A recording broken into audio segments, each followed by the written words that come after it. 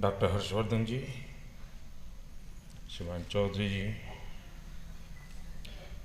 श्रीमान साहनी जी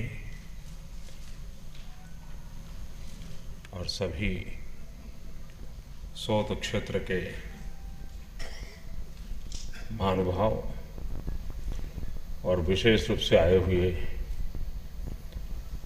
मेरे युवा साथी, सभी विद्यार्थी मित्रों, let me begin by congratulating the Indian Space Research Organization for successfully undertaking one of its most challenging satellite launches. As many as 8 satellites have been launched in 2 different orbits in a single PSLV flight. I am privileged to inaugurate CSIR's Platinum Jubilee function on the occasion of its 75th Foundation Day. Also, as a President of the Council, let me take this opportunity to welcome you all for the year-long celebrations of CSIR Platinum Jubilee.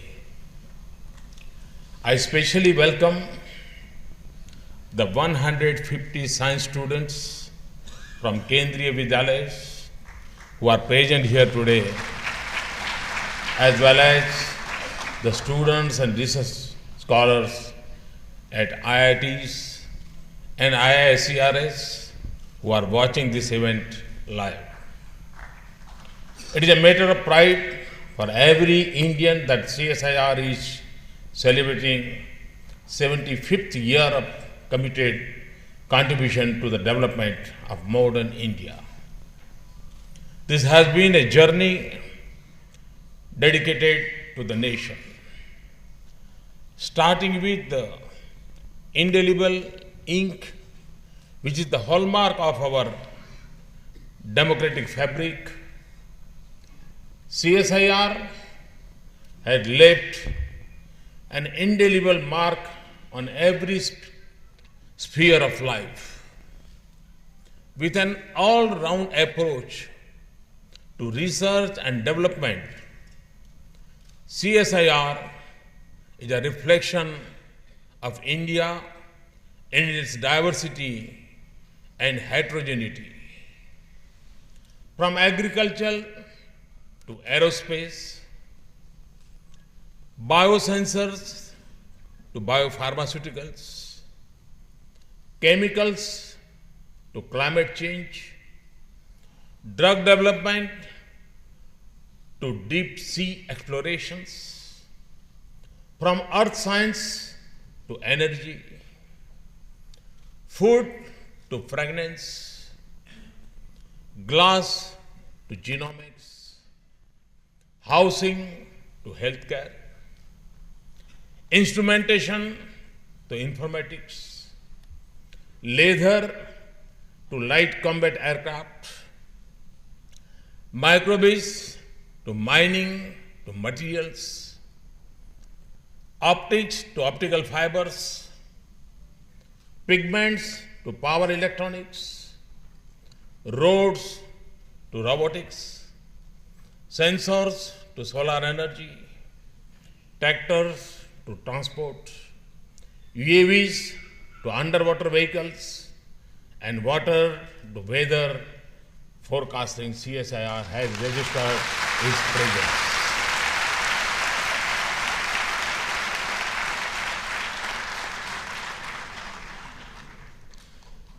Swaraj, the first tractor of the country, baby milk powder, the first supercomputer of the country, these are just some of the accomplishments of CSIR.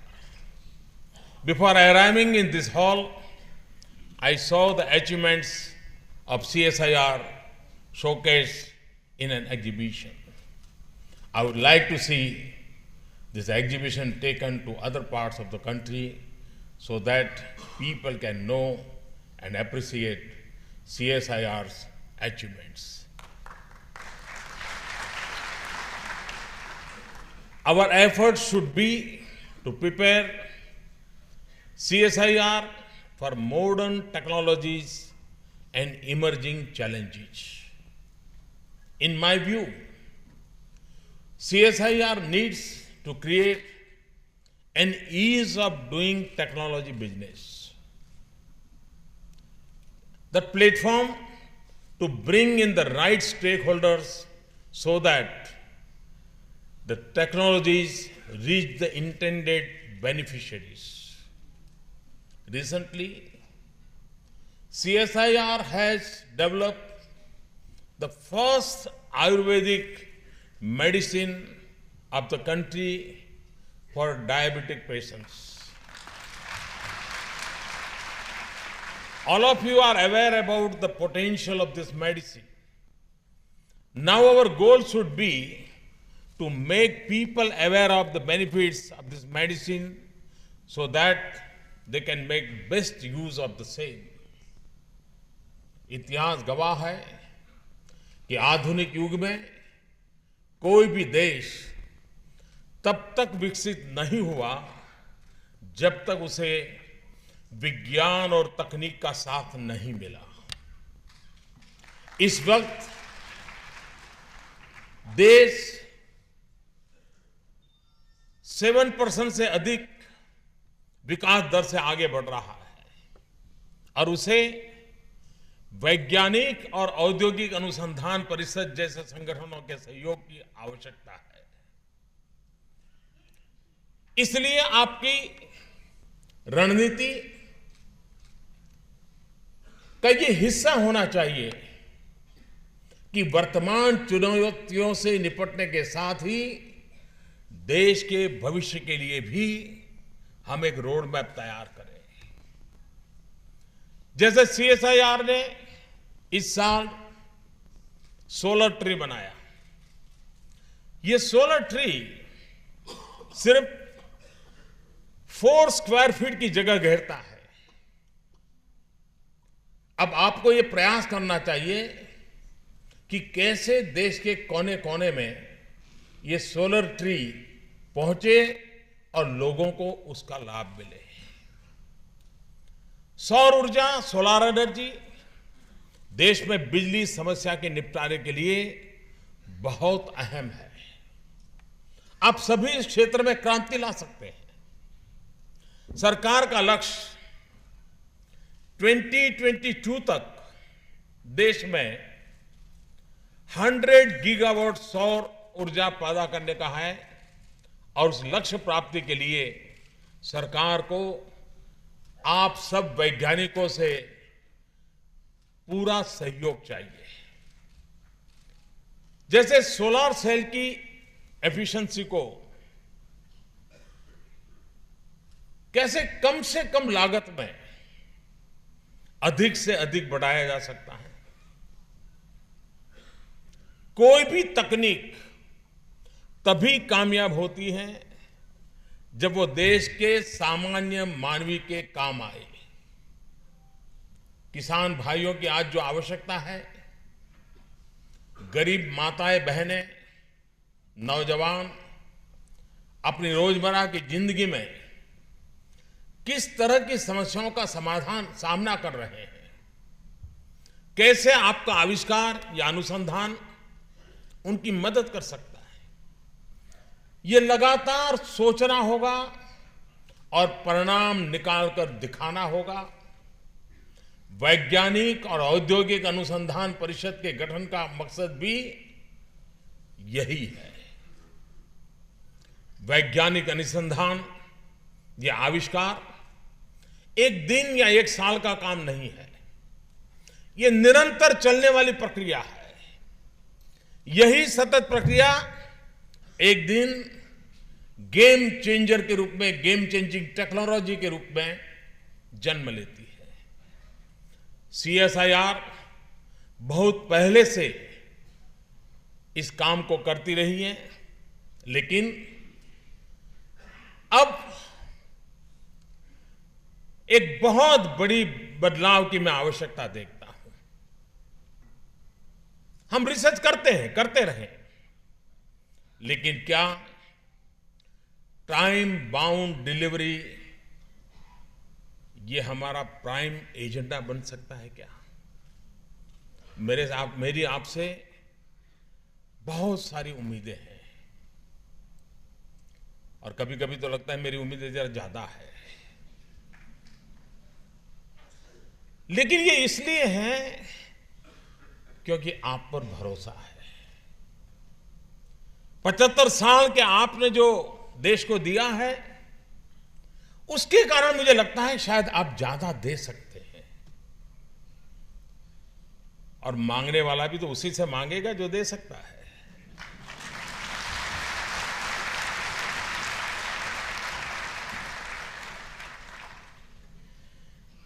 और इसलिए जब हम 75 साल मना रहे हैं, तब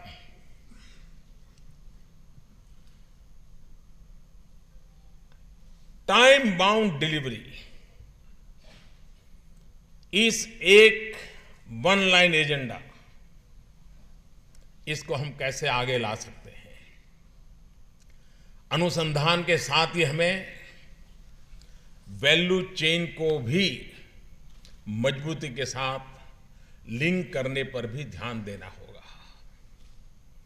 research institute के साथ सरकार, उद्योग जगत, गैर सरकारी संगठन, सर्विस प्रोवाइडर, उपभोक्ता, इनके तालमेल पर, क्योंकि कोऑर्डिनेटेड एफर्ट्स के बिना परिणाम नहीं मिलता है और उस पर हमें ध्यान देना पड़ेगा।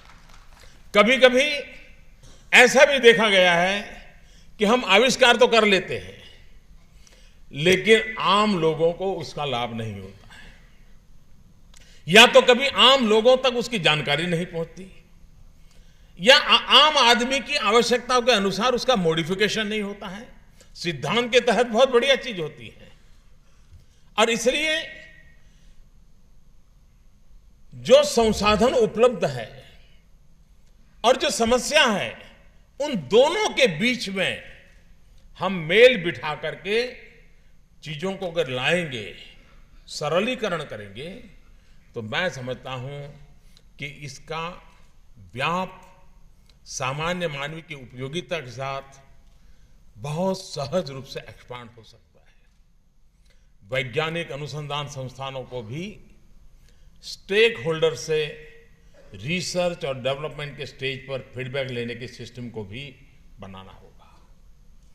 अगर हमारा स्टेक होल्डर के साथ इंटरेक्शन नहीं है, उसकी आवश्यकताओं को हम नहीं समझते हैं, तो हो सकता है कि हमारी प्रोडक्ट कंपटीशन में बहुत बड़े बड़े अवार्ड लेकर के आ सकते हैं, इनाम लेकर के आ सकती है, बहुत बड़े बड़े मैगजीन में आर्टिकल छप सकते हैं, लेकिन भारत जैसे देश में उसकी सफलता सामान्य मानवीय की समस्याओं के समाधान में वो कैसे उपयोगी होती है, वही उसका मानदंड होता है। सीएसआई को अपनी प्रयोगशालाओं के द्वारा ऊर्जा से भरे देश के नौजवानों के लिए और ज्यादा द्वार खोलने के प्रयास करना चाहिए। कोशिश होनी चाहिए कि सीएसआईआर के लैब्स में ज्यादा से ज्यादा छात्रों को भी रिसर्च का मौका मिले। हम देखते हैं कि आजकल ये टीवी वाले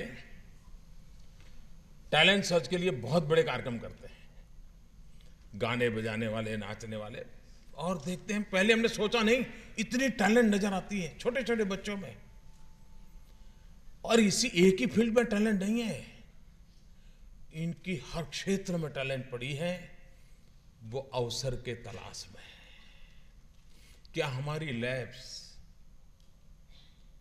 इन हमारे बच्चों के लिए आकर्षण का केंद्र बन सकती है?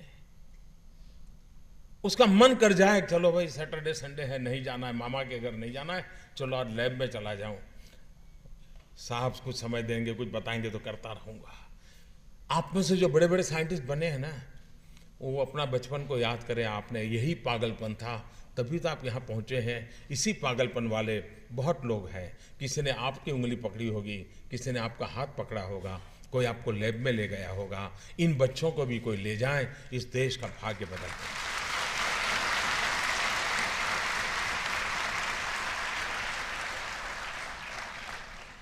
सीएसआईआर को अपने संसाधनों की मदद से देश में नए एंटरप्रेन्योर्स बनाने में भी सशक्त भूमिका निभानी होगी। हम startup India, stand up India movement चला रहे हैं।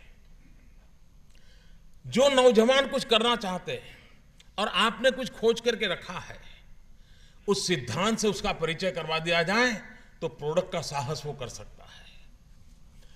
क्या हमारा सीएसआईआर का मूवमेंट और भारत सरकार का स्टार्टअप इंडिया का मूवमेंट, जिसके कारण युवा पीढ़ी जो नया कर गुजरना चाहती है और हमारे पास एक प्रकार की शोध है, उसके पास एक समस्या है, आपकी शोध, समस्या और उसकी प्रोडक्ट झील, ये तीनों मिलकर के एक नई चीज दुनिया को दे सकती है, एक नया क्षेत्र खुल सकता है क्या? और ये सब संभव है।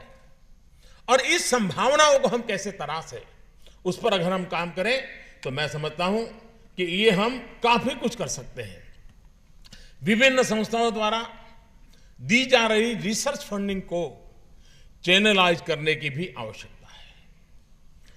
क्या एक ऐसा वेब पोर्टल नहीं बनाया जा सकता जिस पर फंडिंग, रिसर्च और उसके नतीजों का पूरा पूरा ब्यौरा हो सकता है कि जो आपकी रिसर्च की सीक्रेट हो वो मैं ओपन करने के लिए नहीं कह रहा हूं, वो आपकी अमानत है, लेकिन आप चीजें तो रख सकते हैं। वरना क्या होता है, एक लैब में जो काम हो रहा है उसी प्रकार का काम दूसरी लैब में भी 10 लोग कर रहे हैं। हमारी एनर्जी वेस्ट हो रही है, हमारा फंडिंग वेस्ट हो रहा है। अगर एक प्लेटफॉर्म होगा, सब लोग देखेंगे हाँ भाई ये 10 चीज ऐसी हैं जो आज हवा में है, मैंने उसको पकड़ने की कोशिश की लेकिन ऑलरेडी काम चल रहा है, चलिए मैं 11वीं पर जाता हूं। ये हम एक पोर्टल बना करके, और मैं समझता हूं कि अच्छा इससे ये भी होगा कि हम लोगों को क्वेश्चन भी रख सकते हैं, समस्या आगे रख सकते हैं, वो नए सिरे से सोचते हैं हाँ मैंने भी इतना सोचा है, मैं आगे कर सकता हूं। भारत सरकार ने 2022, जबकि देश की आजादी के 75 साल हो रहे हैं, और देश की आजादी के 75 साल, जैसे आपके सीएसआईआर के 75 साल एक आपके मन में उमंग है, उत्साह है, देश की आजादी के 75 साल ये भी एक उमंग, उत्साह और नए कुछ कर गुजरने के कारण बनना चाहिए। अभी हमारे पास कुछ वर्ष बीच में है। हम 2022 में देश के किसानों की इनकम डबल करने का लक्ष्य लेकर के चल रहे हैं। इस लक्ष्य को पूरा करने के लिए आपको फसलों की नई वैरायटी तैयार करनी होगी। इसके विशेष तौर पर दालों की ऐसी वैरायटी डेवलप करें तो रेनफेड एरियाज में पैदा की जा सके और उनकी पैदावार भी ज्यादा हो। ये काफी हद तक शरीर में प्रोटीन की कमी से होने वाली कुपोषण की समस्या को दूर करने में मदद करेगा। अगर हम 2022 एग्रीकल्चर सेक्टर में इनकम डबल करने का सपना, और खास करके हमारे देश के गरीब मानवी की प्रोटीन की रिक्वायरमेंट और प्रोटीन की प्राप्ति का आधार पल्सीज हैं, तो उसमें हम कैसे इंटरवेंशन करें, प्रति हेक्टर यील्ड कैसे बढ़े, जो हमारे पल्सीज हो उसमें प्रोटीन कंटेंट कैसे बढ़े, और ये आज के वैज्ञानिक युग में, जेनेटिक साइंस के युग में इंटरवेंशन से हमारा साइंटिस्ट कर सकता है। और हमारा किसान भी, अभी मैं देश के दूर सुदूर इलाकों के किसानों से बातचीत करके आया, आपने यहां पर देखा होगा, कुछ न कुछ नया करने का एक इरादा है उनके मन में। क्या हमारे वैज्ञानिक इसको गति दे सकते हैं, दिशा दे सकते हैं और तय समय में परिणाम दे सकते हैं। वैज्ञानिकों को सब्जियों की नई किस्में भी विकसित करनी चाहिए। हमारा उद्देश्य न सिर्फ उत्पादन और खपत के गैप को कम करने का होना चाहिए, बल्कि दूसरे देशों में निर्यात करने का भी होना चाहिए। मैं निर्यात की बात इसलिए कर रहा हूं कि मैं पिछले दिनों गल्फ कंट्रीज में गया। वे एक समस्या से जूझ रहे हैं। उनका कहना है कि हमारे यहां तो 1 इंच भी पानी वर्षा नहीं होती है, हमें खाने के लिए हर चीज बाहर से लानी पड़ती है, फल फूल सब्जी अनाज सब कुछ। हमारा पॉपुलेशन बढ़ रही है, पेट्रोलियम डॉलर है हमारे पास, धन बहुत है, संपत्ति बहुत है, लेकिन चीजें हमें बाहर से लानी पड़ेगी। क्या हम गल्फ कंट्रीज की रिक्वायरमेंट को ध्यान में रखते हुए यहाँ से उस प्रकार की रिक्वायरमेंट को हम एक्सपोर्ट करें। हमारे एग्रीकल्चर एरिया में फोकस टारगेटेड ऐसी चीज़ें डेवलप करने की दिशा में सोच सकते हैं ताकि एक एश्योर्ड मार्केट आने वाले 50-100 साल तक हम प्राप्त कर सकते हैं। क्वालिटी भी हो, क्वांटिटी भी हो, दुनिया के कंपटीशन में वो अफोर्डेबल हो। मुझे विश्वास है कि हमारे वैज्ञानिक इस लक्ष्य को पार कर सकते हैं। तो भारत के किसान की इकोनॉमी को तो फायदा होगा ही होगा, लेकिन हमारे पड़ोस में गल्फ कंट्रीज की रिक्वायरमेंट को भी बहुत नियरेस्ट हम है, उसको सबसे कम खर्चे में चीजें पहुंचने की संभावना वाला कोई देश है तो हिंदुस्तान है। ऐसा अवसर हम क्यों जाने दें? और इसलिए एग्रीकल्चर सेक्टर में कई चीजों पर हम सोच सकते हैं।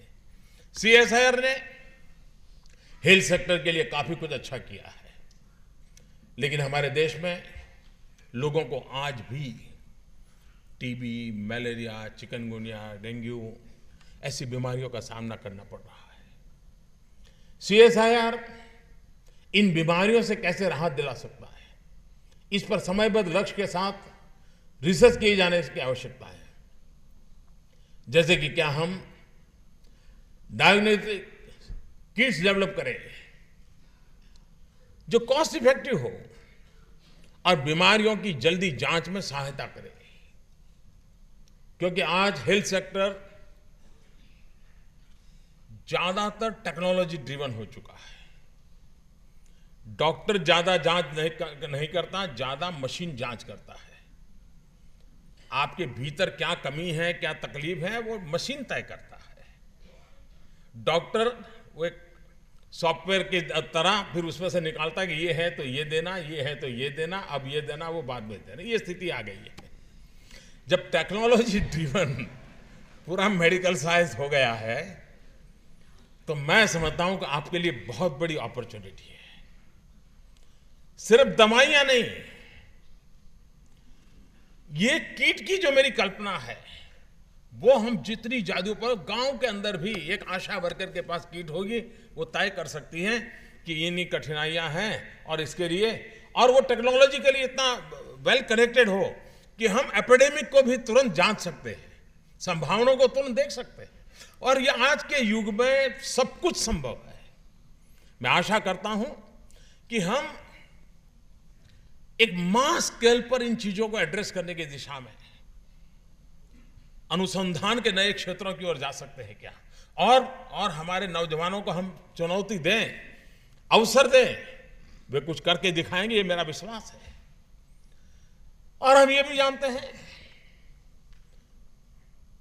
गरीब को बीमारी का कारण सबसे बड़ा कोई है तो गंदगी है। अब मैं ये आपको तो नहीं कहता हूं कि आप गंदगी साफ करने जाइए, लेकिन टेक्नोलॉजी के द्वारा हम डिस्पोजल के संबंध में नए अनुसंधान करके एफोर्डेबल टेक्नोलॉजी डेवलप कर सकते हैं क्या?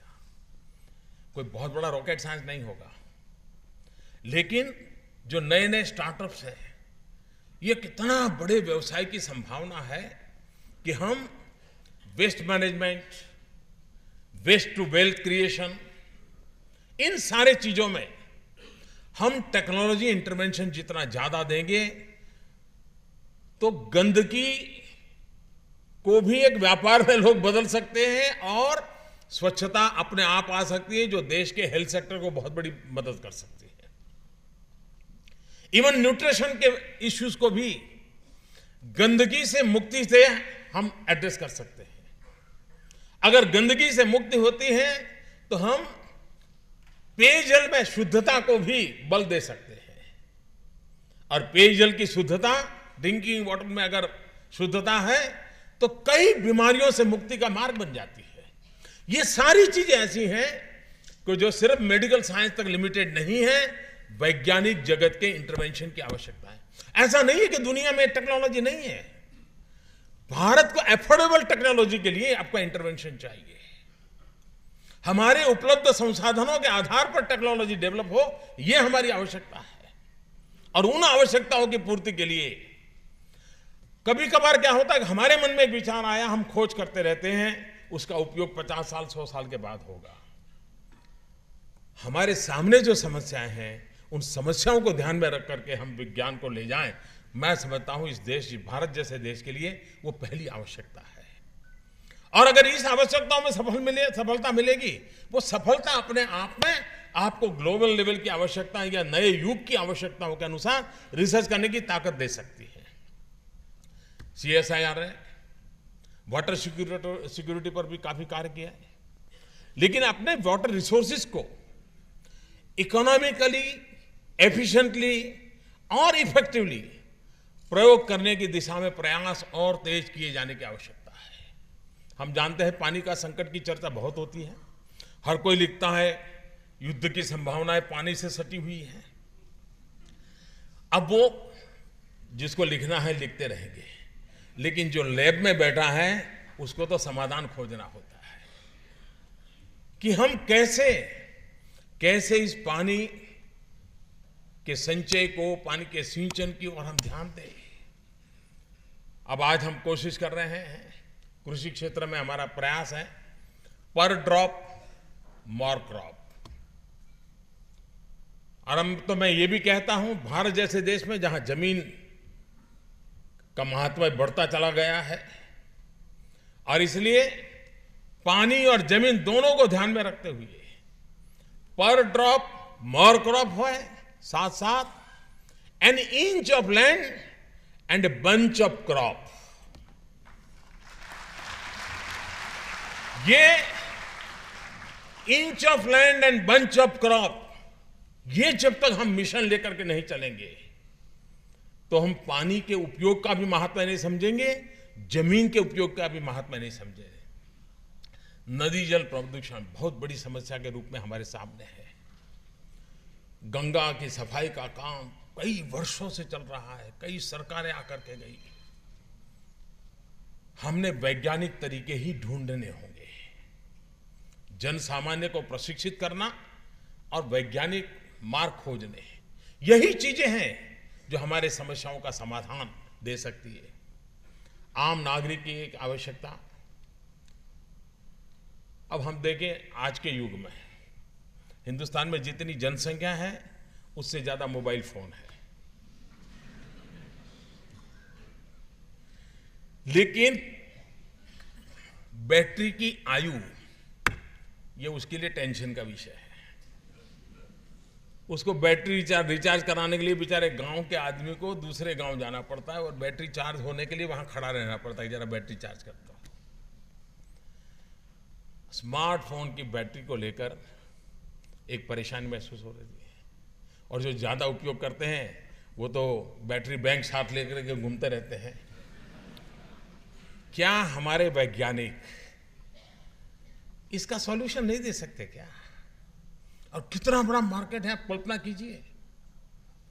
और मैं नहीं मानता हूं कि जो विज्ञान छोटे लेवल पर अप्लाई हुआ है वो बड़ी ताकत के रूप में कोई एलराज न हो, ऐसा नहीं हो सकता। मैं साइंटिस्ट नहीं हूं, लेकिन इतना तो मैं समझ सकता हूं आप कर सकते हैं।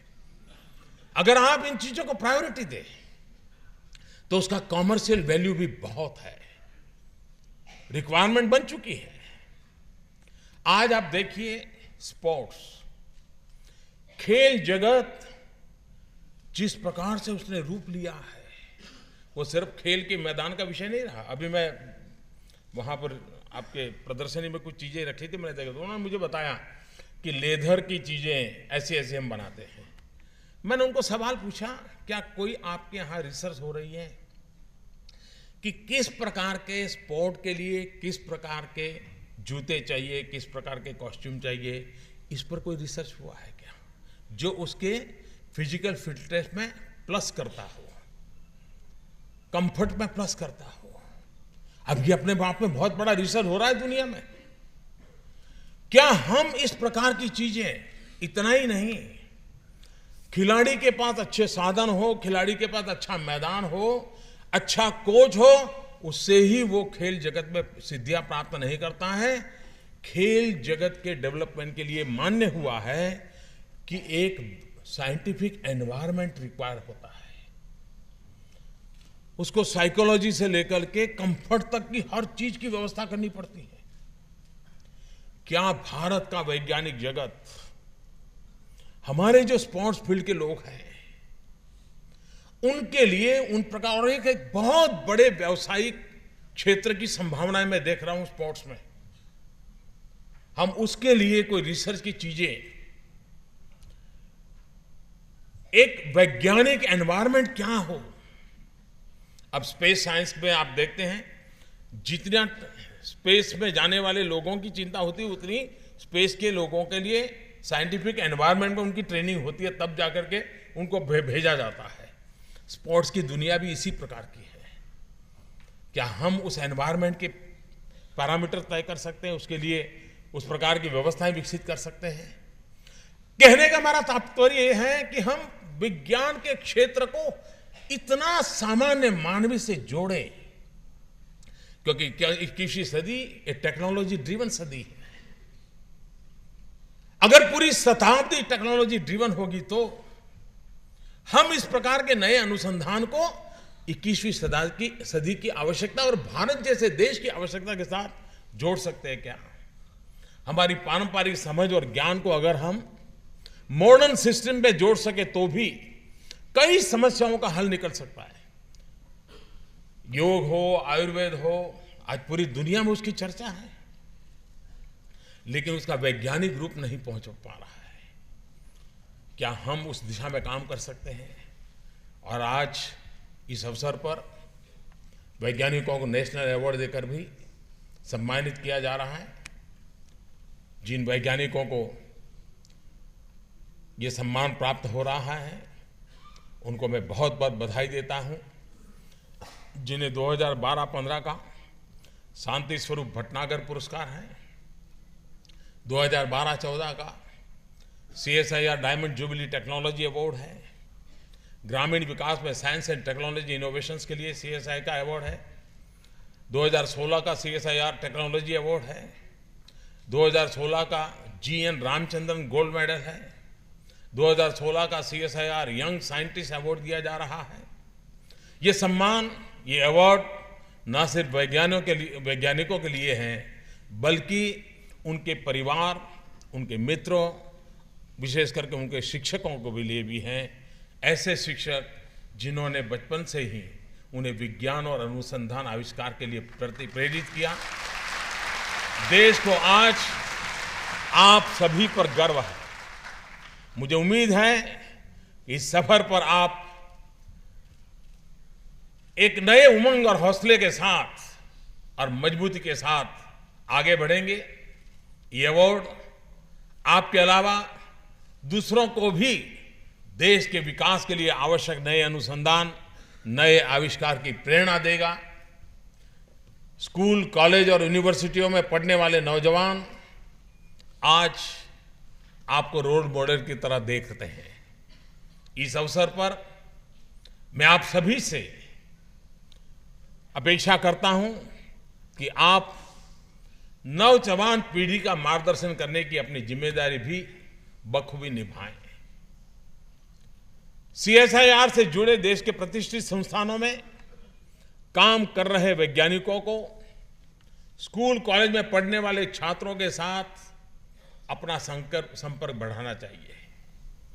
क्या यह संभव है कि महीने में कम से कम एक बार हर वैज्ञानिक कोई न कोई कॉलेज या यूनिवर्सिटी में लेक्चर देने के लिए जाए, उनसे विचार विमर्श करें, नई पीढ़ी से चर्चा करें? क्या संभव है कि आज जिन जिन महानुभावों को अवार्ड मिला है वो एक या स्कूल या कॉलेज को मेंटर के रूप में एडॉप्ट करें? अगर वो एक स्कूल या कॉलेज में सिर्फ 5 छात्रों को भी मेंटर के लिए पसंद करके उनके पीछे थोड़ा समय दें, तो देश में 300 नए वैज्ञानिकों को उभरने की संभावना खड़ी होती है। तो जिस प्रकार से देश को आप एक नया आविष्कार भेंट करें और पीढ़ियों का भला कर सकते हैं, वैसे अगर आप देश को 1 या 2 साइंटिस्ट भी भेंट करें तो शायद सदियों का बड़ा काम करके जाएंगे। मैं फिर एक बार आप सबको बहुत बहुत शुभकामनाएं देता हूं। 75 की इस महत्वपूर्ण घटना आने वाले 2022 के लिए आप भी तय कीजिए। 2022 जब देश की आजादी के 75 साल होंगे, हम देश के लिए वैज्ञानिक दृष्टि से ये चीजें देके रहेंगे, समय सीमा में देके रहेंगे, देश की आवश्यकताओं की पूर्ति करेंगे। इसी एक संकल्प के साथ हम इस 75 वर्ष की यात्रा और आने वाले 25 साल के सपनों को लेकर के आगे बढ़े, इसी एक अपेक्षा के साथ आप सबको मेरी बहुत बहुत शुभकामनाएं। धन्यवाद।